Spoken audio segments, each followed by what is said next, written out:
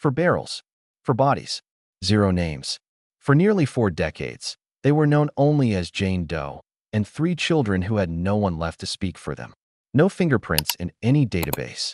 No missing persons reports that matched.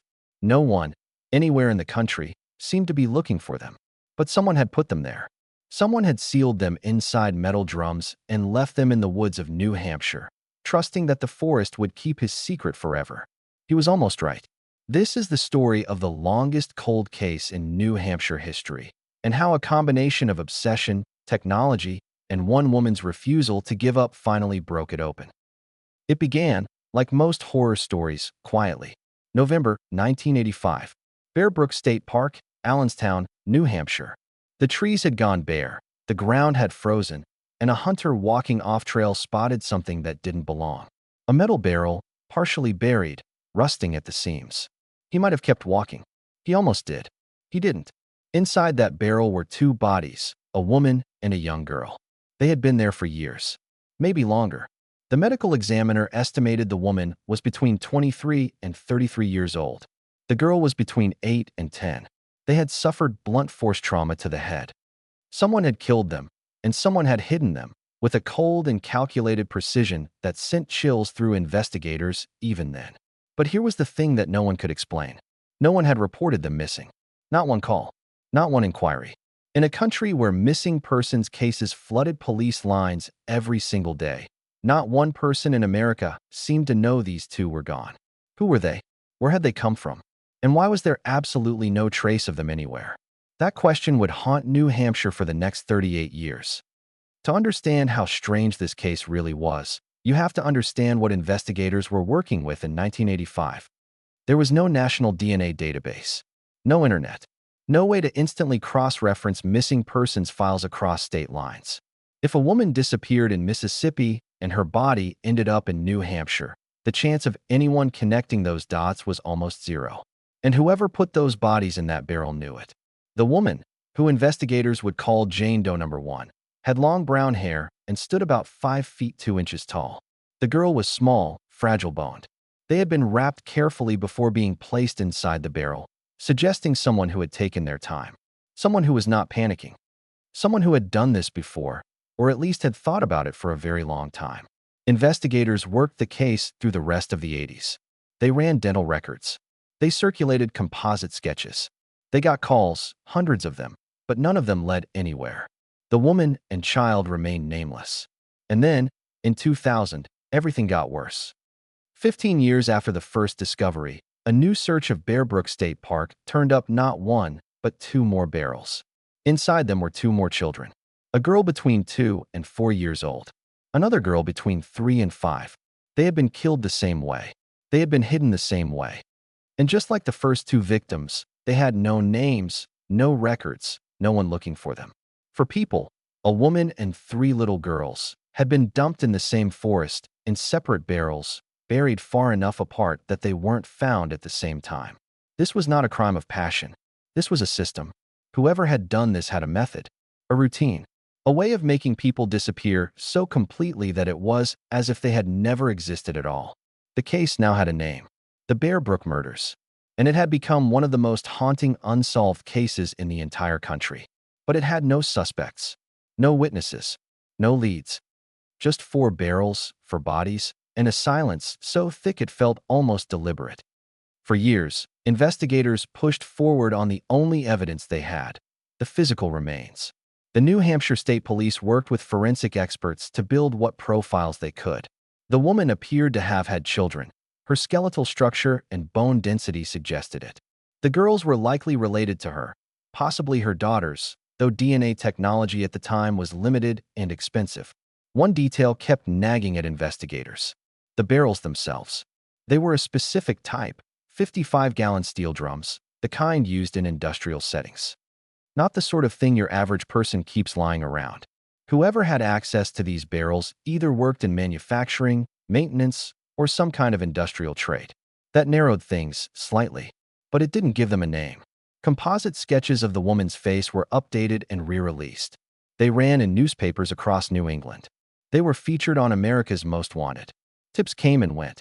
Some of them were promising enough that investigators followed them across multiple states, only to hit dead ends every time. And then something happened that no one expected.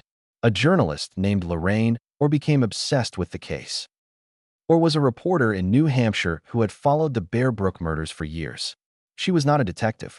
She had no subpoena power, no badge, no access to restricted evidence.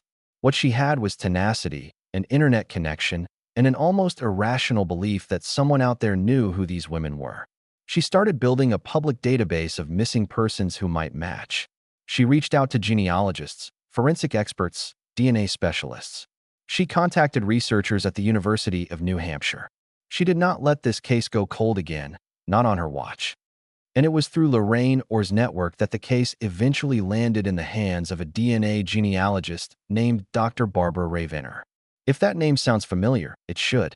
Dr. Ravenner is the same scientist who later helped crack the Golden State Killer case, one of the most high-profile cold case breakthroughs in American history. But before that, she was working on a woman in a barrel in New Hampshire, trying to reconstruct an identity from decades-old bones. Forensic genetic genealogy was still a new and controversial field at this point. The idea was this. Instead of looking for an exact DNA match in a criminal database, you upload a victim's DNA to public genealogy sites where ordinary people had submitted their own DNA for ancestry testing. Then you look for partial matches, not a sibling or a parent, but a cousin, a second cousin, a distant relative who had no idea their DNA was sitting in a database that would one day help solve a murder. It sounds simple when you describe it like that. It was not simple. Dr. Ravenner and her team spent months building a genetic family tree for Jane Doe number 1. Every match led to a branch. Every branch led to more names. It was painstaking, methodical, exhausting work, the kind that most people would have given up on long before the finish line. But then, slowly, a pattern emerged. The DNA pointed to family lines that converged on a specific region of the United States, then to specific surnames. Then, after months of elimination and comparison and dead ends and breakthroughs, to a name. The woman in the barrel was Marlies Elizabeth Honeychurch. She was born in 1956 in Massachusetts. She had 2 daughters. She had a history of troubled relationships and had been effectively erased from public records by the time she was killed. And she had been missing for years, but no one had ever officially reported her missing, because the people who might have done so were either afraid, estranged, or didn't know who to call. For the first time in over 30 years, Jane Doe number 1 had a name. And so did the girls. The 2 older children were Marlies' daughters, Marie and Sarah Honeychurch. They had been killed alongside their mother. And the 4th victim, the youngest child, was identified as Lisa Johansson, a girl who appeared to be biologically related to the suspected killer. That detail would become crucial, because finding the victims was only half the battle. Now they had to find who had done this to them.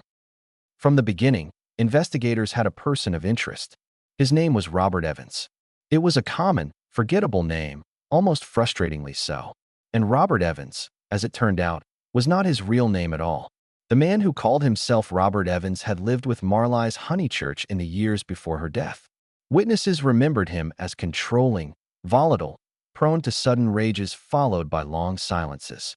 He had cycled through multiple identities over the years, leaving behind trails that were just inconsistent enough to make him hard to track, but not so inconsistent that anyone had ever flagged him officially.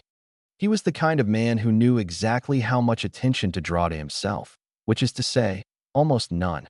Investigators tracked his known movements through the early 1980s. He had worked trades jobs in New England. He had access, at various points, to industrial equipment and storage facilities. He moved frequently. He cut ties cleanly. And every woman or child who had been connected to him seemed, over time, to disappear. But Robert Evans had a problem. He was dead. He had died in 2010 in a Vermont prison where he had been serving time under a separate conviction. He had never been charged with the Bear Brook murders. He had gone to his grave without ever being confronted with what investigators believed he had done. And without a confession, without a witness, without physical evidence tying him directly to the barrels, proving it was another matter entirely. This is where the case gets even stranger. Because proving a dead man committed a murder is not like a standard prosecution. There's no trial. There's no verdict. There's only evidence and the weight of it, and whether investigators and the public are willing to accept what the evidence says. And the evidence, by this point, was pointing overwhelmingly in one direction. The DNA from the fourth victim, little Lisa Johansson, was particularly significant. She was not Marley's daughter. She was biologically connected to someone else. And when genealogists traced her lineage, they found that she was connected to the same family lines that led back to the man investigators believed was Robert Evans, meaning the suspected killer had either fathered her himself or was closely related to her father, meaning she was likely his daughter or the daughter of a close male relative, meaning he had killed his own child or watched while someone connected to him did. That detail hit investigators like a wall. In a case full of disturbing facts, that one stood apart. The cold calculation required to end the life of your own child, to seal her in a metal drum, to bury her in the same forest where you'd hidden 3 other people. It spoke to something beyond ordinary violence.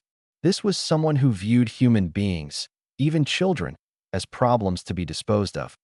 But who was Robert Evans, really? This became a parallel investigation, not into a murder, but into an identity. Because the man who had called himself Robert Evans had clearly not been born with that name. His background didn't check out. His records were inconsistent. And in the era before digital record-keeping was standardized, it was surprisingly easy for someone to build a false identity from scratch if they knew what they were doing. Investigators submitted his DNA to the same genealogy databases they had used for the victims. Dr. Ray Venter went back to work. What came back was unexpected. The DNA matched family lines with roots in Canada, specifically in the French-Canadian communities of Quebec and New England. The surnames that kept appearing were specific. The geography of the matches began to tighten around a particular region. And then, after months of painstaking genealogical reconstruction, a name emerged.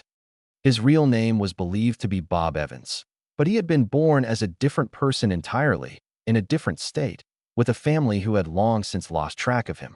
The full confirmed identity was eventually established as Bob Evans, whose birth name was determined through genealogical research to have ties to a specific regional family network, though his complete legal birth identity was not publicly confirmed until investigators were confident in their findings. What they were confident about was this: the man had been living under a false name for decades. He had constructed a life designed to be invisible, and in that invisible life, he had hurt people, many people, in ways that were only now coming to light.